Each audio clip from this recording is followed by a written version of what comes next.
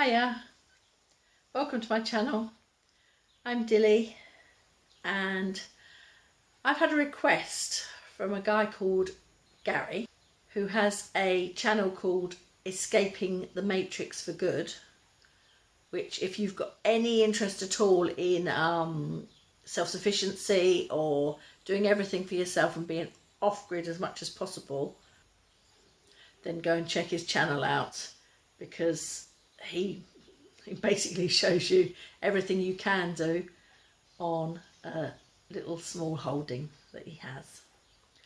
Anyway, Gary requested that I go and have another chat with my mum and find out about the food that they had, how they managed during the war.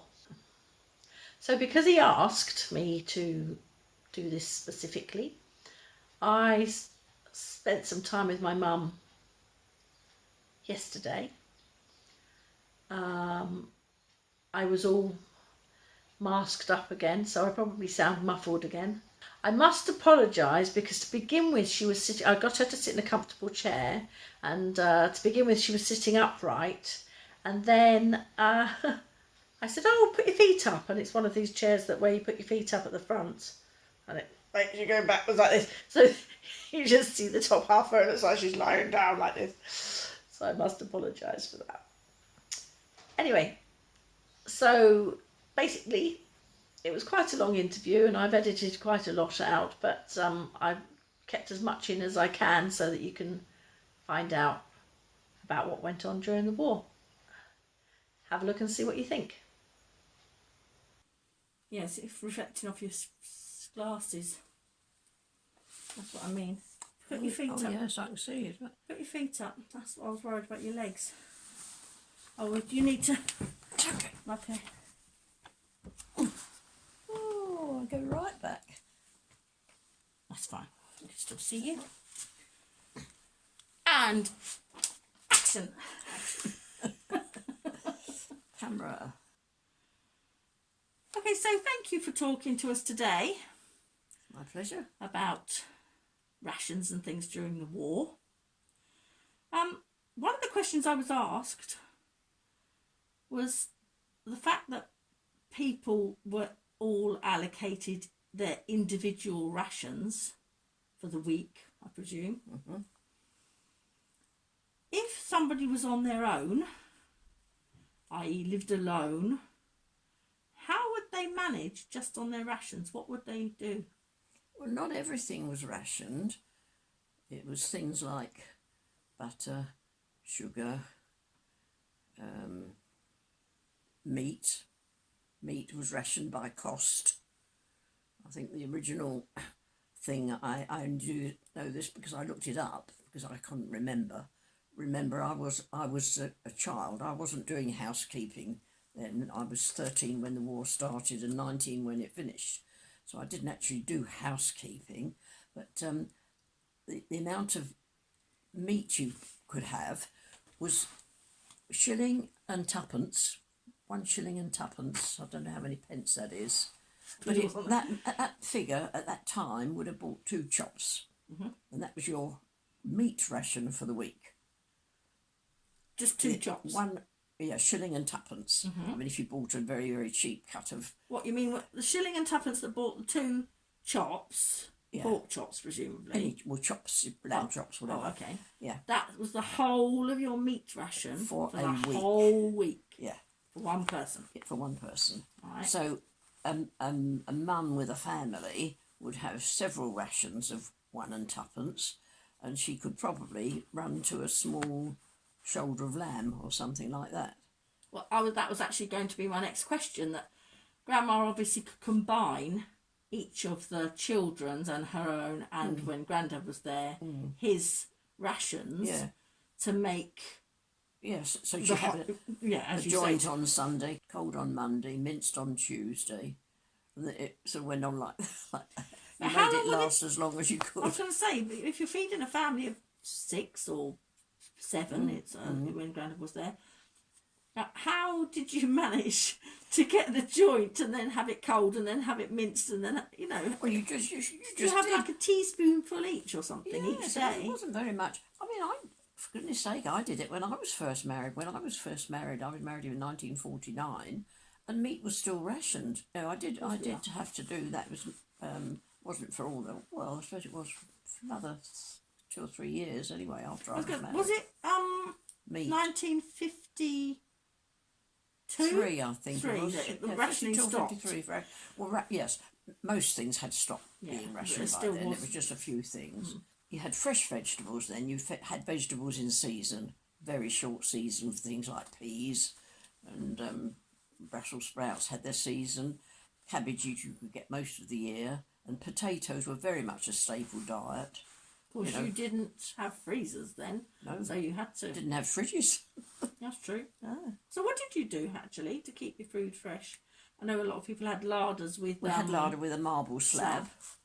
And you had often you had what they called a meat safe, which was a little wooden structure with a wire mesh front, where you kept the meat in there away from flies, and the idea being it was cooler, but of course it wouldn't, summer weather outside, it would be hotter outside than in often. If you had your meat safe outside in the wall, it would be hotter outside than if you'd had it inside in your larder. Oh, you had it on the wall. You didn't have it in the larder all the time. No. Some people you had your meat safe out there. Oh, how bizarre. Yeah. Oh, okay. I didn't understand that when you said it was hotter outside. I didn't realise why you were saying that. Oh, okay. Because of course some people, like Grandma, managed to have chickens.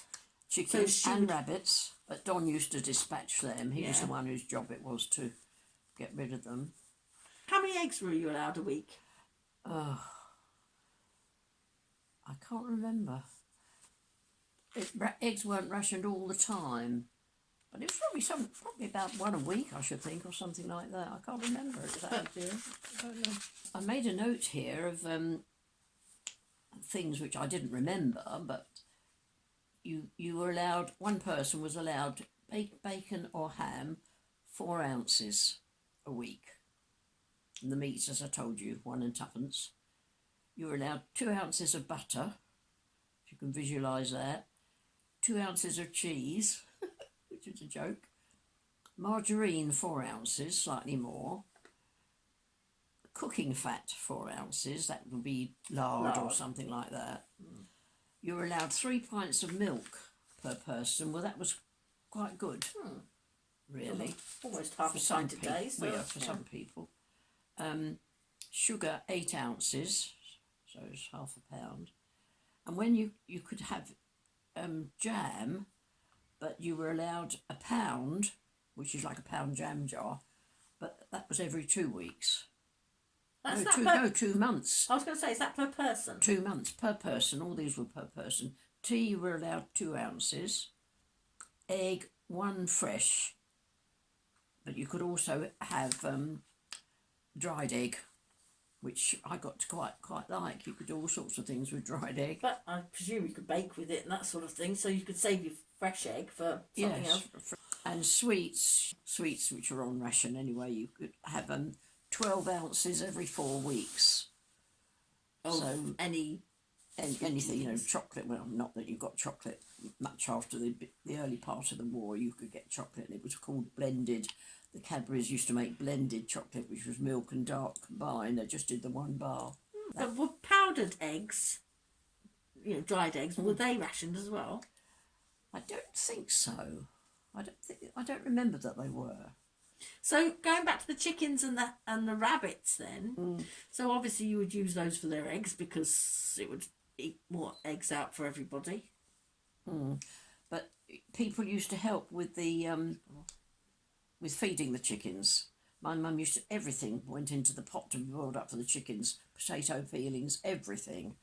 And the chickens were fed on that. And neighbours also would save stuff for your chickens, and then every now and again you'd give them half a dozen eggs. Yeah. That was for their kindness in saving us stuff to feed the chickens. Yeah. And I remember when I was first evacuated to Abertillery, on the first Sunday, the hostess, Mrs. Humphreys, cooked or roasted a rabbit for our dinner, and it was a rabbit that had been shot on the mountains, and it was skinned, of course, and she stuffed it like you would a chicken. And I can remember her sewing it up with cotton, and then this rabbit laid it in a meat dish and roasted in the oven. I mean, when you think of it, there's not very much meat on a rabbit. No, they're very lean, aren't they? But there were the husband and wife and me at 13, and a little girl she had, and it did a Sunday dinner for us, you know. And obviously, With because it was vegetables. free, because Yeah. it wasn't rationed. No, that's right. They managed yes, to... no rationing. Yeah. So, did Grandma, for instance, ever eat her chickens as well, or were they purely for the eggs? I think we did eat them as well. If Probably when they got old. I was going to say, because obviously... While they were laying, you wouldn't want to eat them. Yeah. No, and you wouldn't have had a cockerel, of course. No. So you wouldn't have bred them in order to be able to eat them. Would you have bred your rabbits in order to be able to? I don't think so. I can't truly remember. I don't think we had... Well, we couldn't have done... I know Grandad did. Yes, Grandad Fred did. Yeah. Yeah, he bred them. But no, I don't think we did. And I think it was probably quite a short-lived affair anyway. Oh, well, I know... If it was depending on Don to dispatch them, he was only a child, really. Bless him. Because I know that... Grandad had chickens and rabbits and a vegetable plot in his garden. We and had all the rest of it. allotments. But I remember he told me, obviously, that they used to have hutches all the way outside the kitchen door. Because, of course, there's the story, perhaps I'll leave for another day, about Glad's rabbit, the one that didn't like Grandad and always used to turn around and pee on him. Anyway, we'll talk about that another day. Auntie Glad never forgave him. No, I bet. I'm surprised she was allowed to keep a pet rabbit if the others were all for eating, to be fair, but there you go. He got his comeuppance in the end, didn't he? Obviously, you ate the chicken some of the time, you had a surplus of the eggs. Were any things like vegetables or fruits or anything like that rationed? Tinned fruit was. Tinned things were rationed. I can't remember to what extent, but ordinary fruit, no, ordinary fruit wasn't rationed in any way. But of course, you were dependent on your own greengrocer and his supplier on what you got, because you have to remember that in those days there were no such thing as supermarkets.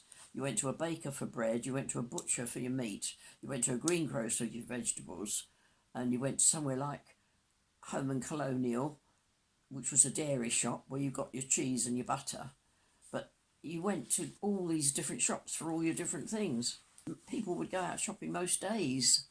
They'd need to go out to get their daily bread and so on. That's actually one of the questions that I was asked by your granddaughter, actually. Mm-hmm. And she wanted to know, how did you actually collect your rations? You know, a day in the life of. Well, when I was evacuated to my last billet, the one where I was very unhappy, there were 4 of us, 4 girls. We were all around, I suppose 14, 15, 16, that sort of age by then.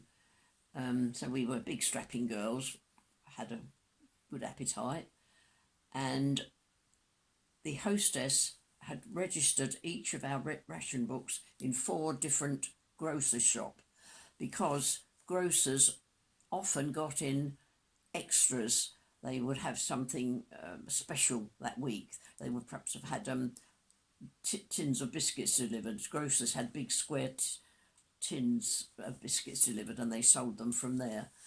And if they'd had any biscuits delivered, they would only obviously sell them to their regular customers. So if you were a regular customer, that is, your ration book was lodged with them, or at least you were registered with them, you were more likely to get anything extra that came up. And her theory was 4 different grocers, she got more chance of getting things. But I can't remember now whether we did. I don't think we did the shopping. We girls did the shopping.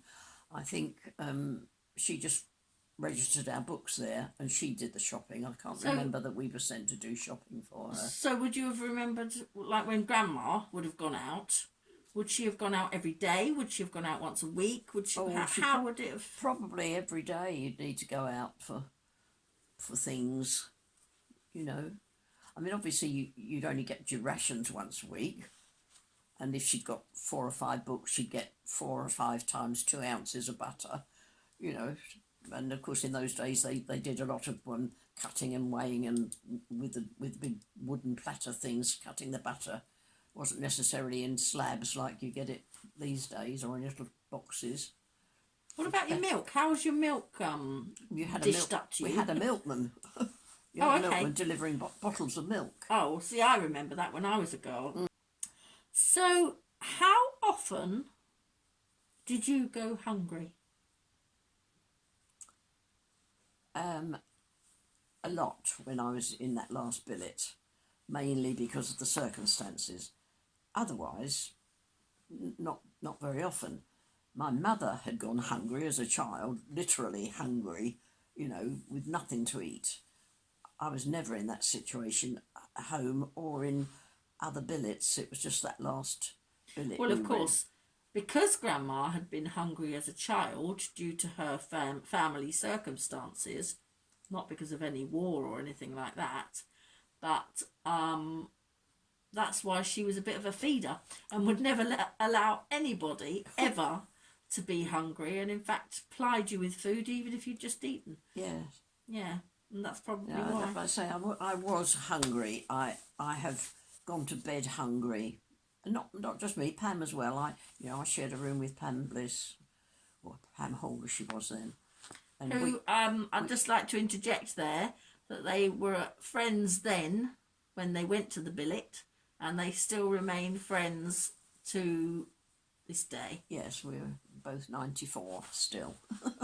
Which is lovely that they kept in touch and so on. Lovely, but to say we went to bed hungry, and one instance I do remember, Pam's dad worked for the NAFI, which was the I can't remember what it stood for, national something or other, food for the forces anyway it was, and he worked for them. And I remember it was her birthday, and he sent down to this billet some tins of fruit and things for her birthday tea, but we didn't get them for her birthday tea.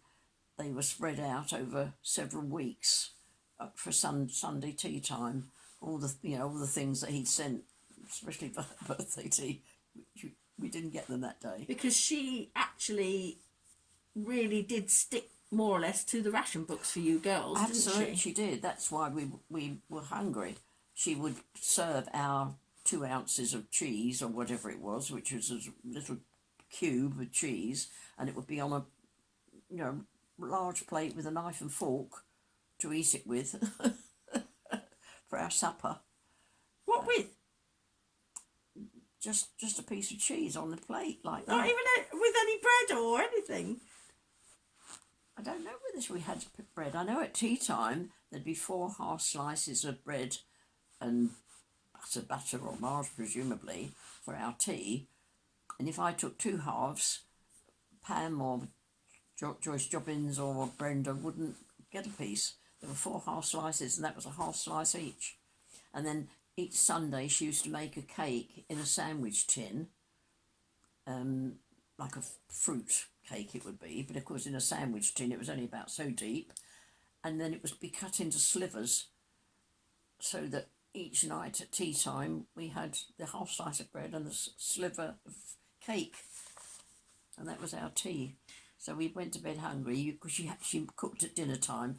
We used to come home from school. Our school was at the other end of the valley. We used to run home like mad to Pantyfuddin where she lived, stuff down whatever she gave us for dinner. I remember one of the things we used to have as pudding was boiled rice with a spoonful of jam on. Boiled in water, you mean? Yes, it was. Yeah, but it was nice though because it was filling. Good grief! That when you say for your dinner, for your lunchtime, you mean? Lunchtime school, so you'd run home. We had a main meal lunchtime, you see. Stuff that down and then run back to school. Tea at tea time. That was the half slice, and then we did have supper. That was what the piece of cheese was used for. What we had when there was no cheese, I don't remember. So what? Because have I got this right? That she had a son. He was away at college. But when he came back, we used to smell her cooking for him. Oh, I can remember lying in bed and smell her cooking chips. It was the smell of the chips wafted up the stairs. Of course, you didn't get any of that. We didn't have it. Oh, no. And am I also right in thinking that Grandma once sent a fruitcake to you? No, it wasn't. It wasn't my mum. It was Joyce Jobbins' mum. Ah. She wasn't a fruitcake. Oh, okay. All right. Sorry, folks. It was a bread. It was a bread pudding. Oh, okay. Because Joyce had obviously told her mum that we were very hungry, and her mum sent down this big bread pudding in a parcel, and the postman delivered it to Mrs. Hughes at the door, and said, "I'm sorry, Mrs." He said, "This has got a bit soaked in oil. My oil urn that I was delivering to the British restaurant tipped over, and all my parcels have got soaked in oil. So I don't know what's in it, but you better undo it." So she did, and found the bread pudding in it. And when we got home from school, oh my goodness, she was so angry. "How dare your mother send food down? Doesn't she think I feed you properly?" No. Oh, she was so cross. Guilty conscience. It was, yes, obviously it was. But yeah. So It was very unfortunate. So, because you felt proper hunger and you went without and so on, does any of that have an effect on you today? Like, for instance, does it make you more resourceful, or have less waste, or overeat, or overfeed like Grandma does? Probably overeat. I don't know about more resourceful. I don't know. I just wouldn't want to be. I wouldn't want to be hungry again. No. But on the other hand, I've always said I'd sooner be hungry than cold. Oh, really? Yeah. Oh. I hate it. I mean, in Abertillery then, we used to have to break the ice on the ewer, which you had in the bedroom, to wash in the morning. You used to have to break the ice to wash your face before you went to school. And that literally was what you did. That's all you did. Obviously, I know from my upbringing that you hate waste. Oh, yeah. And so if there is anything, like a slice of bread with a little teeny bit of mould on the side of it or whatever, I, like you, and apparently Amber too, my daughter, We'll cut it will off. cut it off and use the piece of bread. That's right. I know of many people who would turn their nose up at that. Yeah. And say, "Oh, no, throw the whole piece of bread away." And I don't know if there's any other things that you do. Well, I'm sure there is. Well, I mean, with bread, the thing would do, you'd let the bread go stale, or the bread would go stale, and you automatically would make a bread pudding. Yeah. I mean, you But then fresh dried fruit was. It was rationed, yes, because of course it all came from abroad, and ships couldn't get in with food. I mean, that was the problem. We couldn't supply enough food in the country for ourselves. Still had to get some from abroad, and it was very slow in coming. So how did you manage, or how did Grandma or whoever make fruit cakes and bread pudding and all those? You'd have to sort of store it up. Eke out your rations. Oh yeah. You'd store it up and make bread and butter pudding. That was another jolly good way for using up stale bread. But there are times when you'd have, say, I don't know, if you hadn't managed to get or grow carrots or whatever in your garden, and you got carrots and they were starting to did you ever have them long enough for them to start to go a little bit manky? I don't think so.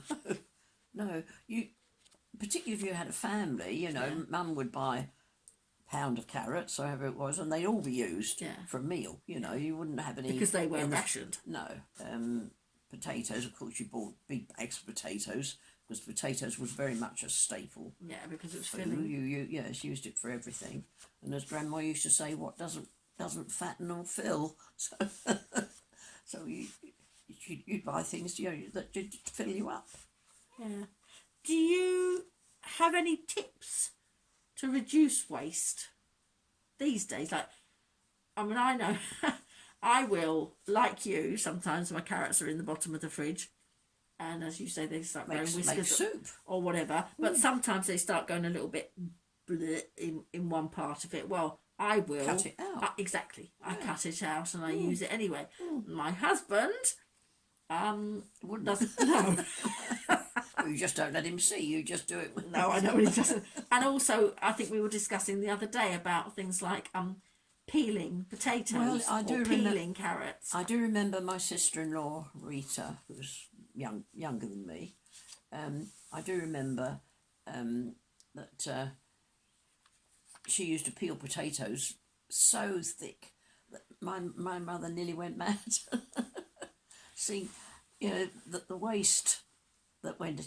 And Rita just couldn't understand it, and nor could she understand seeing Mum, and I do it still, scraping butter paper.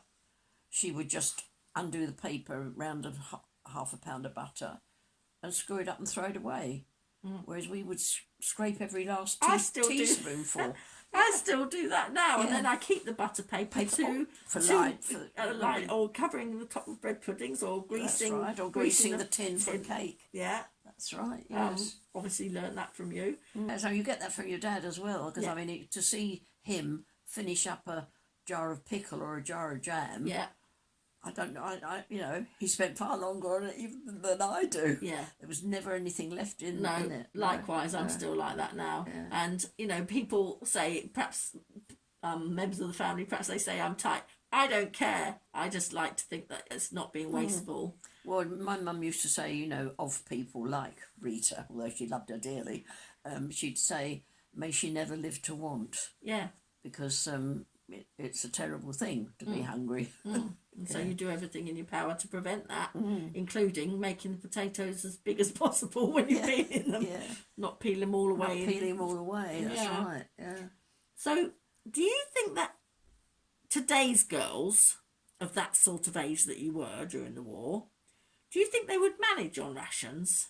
I mean, obviously, if they were put on rations, Yeah. they would have to. It's- But if they did it, say, like as an experiment now, do you think they would manage on rations, and do you think they would benefit from the experience? They'd probably benefit from the experience, but I don't think they'd last. I don't know whether people have ever tried it. I can imagine probably since the war there have been people who've tried to live on rations. Interesting, actually, to do it yourself, isn't it? You know, to see how you can manage on 2 ounces of butter a week and that sort of thing. My thing would be milk, I think. Milk. I drink a lot of milk. But then you've got people like Amber, who's a vegan, who doesn't need butter, milk, No, eggs, no. any No. of that. But I mean, how would they have managed in those days? There was certainly no substitutes. She very rarely uses substitutes in her defence because she cooks most things from scratch, and she doesn't use the corn and all the looky-likeys. No, but there are so many other, you know, vegetables and that sort of thing which we didn't have when we were young. You know, the butternut squashes and the things like that are available. I think where she would suffer more than anything is the lack of spices. Yeah. 'Cause I suppose spices were difficult to come by, were they? Yes, I mean, I can't remember that we used them very much. You had nutmeg, you did use nutmeg, and you used cloves. I mean, I've still got in a jar, I think, the cloves I bought when I was first married. Because well, you know, instead of sort of buying 2 ounces, I probably bought a pound or something like that, not knowing. I don't know, I've still got some in a jar now that I've had forever. I wonder if they're still usable. Well, they're usable, but there wouldn't be much flavour in them, I don't suppose now. Oh, well. But yeah, a nutmeg, you bought nutmeg and grated it yourself. Yeah. In those days, you know, Yeah. so you just bought a nutmeg. And how long would that last? You know, do you reckon? Well, probably about a year. Oh, would it? Well, One yes, little 'cause nutmeg? Yeah, Yeah, well, I know you only depends what you used. I mean, didn't make lots of spicy things in No, those days. no. You know, you'd probably put it on the top of something. Yeah. But, I mean, obviously she could grow her own herbs and things, a lot of her herbs. But as for spices, I think she would be stymied a bit if she was on rations. But yeah, interesting. Because things like that it came from the Far East anyway, the spices, so you know there'd be no chance of them being delivered No, exactly. in the war. No. So, what was your least and your most favourite ration meal? Ration? Meal. So say like, I don't know, the fact that Grandma would have to do a whatever it was on Sunday and a whatever it was on Oh, of course, Monday. roast dinner would be the favourite anyway. Okay. Yeah. And what was it generally? What meat was it generally? Well, lamb or beef, because in those days, as I remember it, there wasn't a great deal of difference, I don't think, in the prices. Not like it became here, but... Well, I suppose occasionally the odd chicken or rabbit. Well, chicken, of course, chicken was what we had for Christmas dinner. It was Christmas chicken was a luxury. You know, before the war, I mean, people, as I say, more people, of course, kept themselves in their gardens during the war, but it wasn't something you did beforehand. It was only for the war we started keeping chickens. Because obviously today, beef, pork, lamb, they're all really expensive. What I think why were they not as I don't expensive? know, dear. I don't know that. Something to do with the farming industry at the time, I suppose. I don't know. Because I also know that during the war, a lot of the, which is why it was rationed, I guess, as well, a lot of the meat, a lot of the, I should say, the farm animals, the cattle and the sheep, and they were encouraged to not keep them anymore.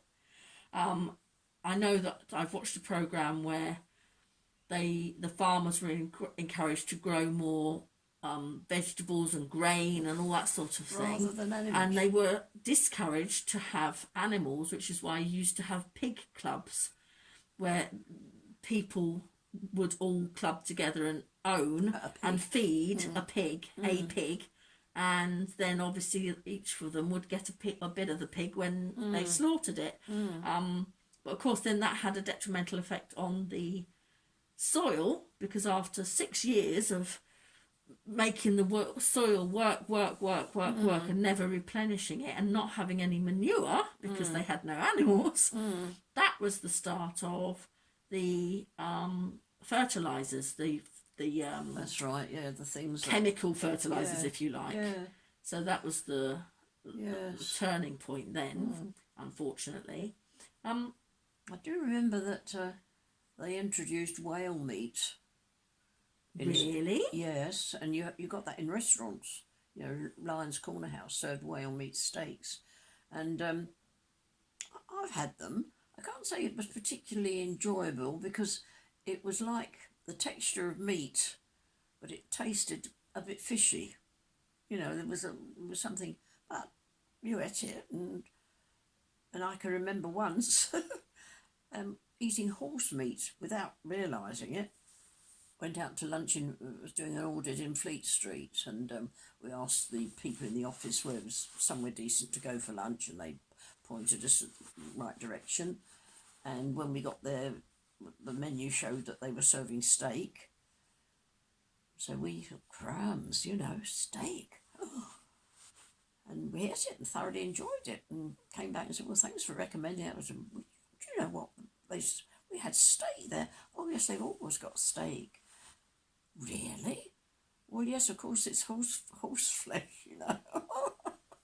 Oh, my goodness, we didn't go there again. Yes, but isn't it ridiculous that because it was horse, you wouldn't go there again? But if it had been a beef steak, you would have. Yeah, exactly. I know it's ridiculous, but, but English people didn't eat horse. French people ate horses, but English people didn't. You know? Yeah, I've often thought about that. We must.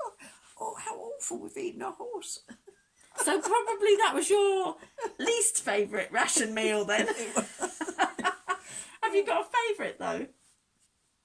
Well, I was saying a roast dinner was always favourite. And what would you have? How many, like, when I do a roast dinner, I do a myriad of vegetables. We do these all days. All different colours and all No, so what would you, would it have been roast literally and two veg. veg? You'd have roast potatoes and cabbage, or Brussels, or beans when beans were in season, you know. So your potatoes were seasonal. But your potatoes were counted as one of the veg. Yeah. And Yorkshire pudding. And did you have gravy? Oh yes, gravy. What was the gravy made from? Made from the juices from the meat. Right. And oxo. And okay. Yeah, Bovril. You could buy Bovril then. Mm-hmm. And Bisto. which of course was like a thickening like it is now. Yeah. Yeah. Well, it depends what sort of We Vista grew you- our own mint in the garden, and Yeah. you chop your mint. That was my job on a Sunday. Do you have any strong memories around food from this period? Well, obviously you've told me a few of them. The lack of it. Well, yeah. I have often commented to my children about how you would love bread and dripping. Yes, toast and dripping was nice. Bread and dripping, yes. Plenty of salt on. But you see, But please do in tell those them. days, you see, beef could be quite fatty, and people liked it like the meat was tender, Flavoursome. But these days, of course, the animals are bred to be much leaner, but because there was this fat, which when in cooking it was rendered down, and you had this lovely, the fat in the bottom of the pan with all the juices and everything, and you poured it into a basin after the meal was cooked, and you got a real lot. Well, I remember you doing that when I was a child. That's right, lovely. And then you'd have that on bread. But what would you have? Would you have the fat at the top, or would you use that again for cooking later on, or was it the jelly stuff underneath? Oh, you have it all. Oh. Oh, yes. And do you warm it, or do you just literally spoon it out? With a knife, you'd spread it on your bread like you would butter.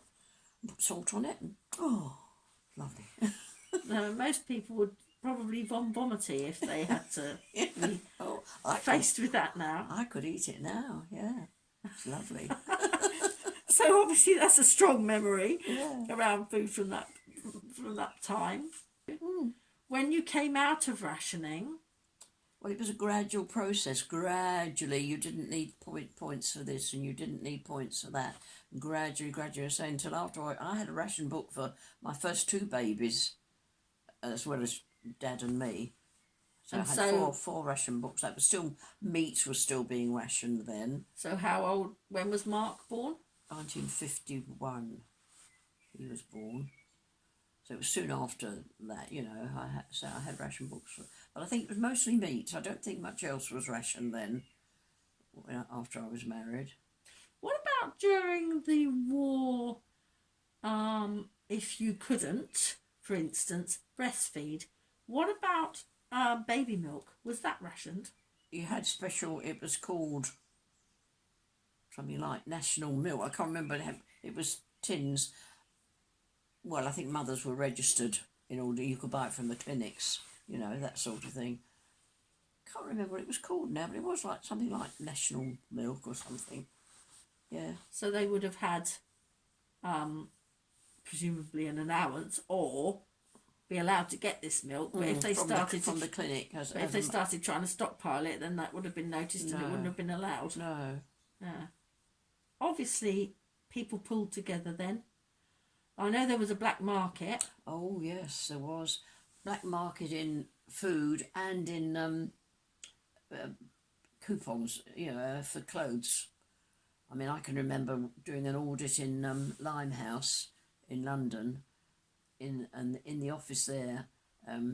Somebody came round and said somebody was selling blouses, sort of rayon fabric, something like polyester, and I remember I bought a pink one and a blue one blouse, no coupons, from somebody selling it in this office, and yes, my mum was quite cross about it, I shouldn't have done it, but there it was, an opportunity to buy it with no coupons. Because of course that's the sort of thing with silk stockings and cigarettes and all that sort of thing as well. They were all couponed, weren't they?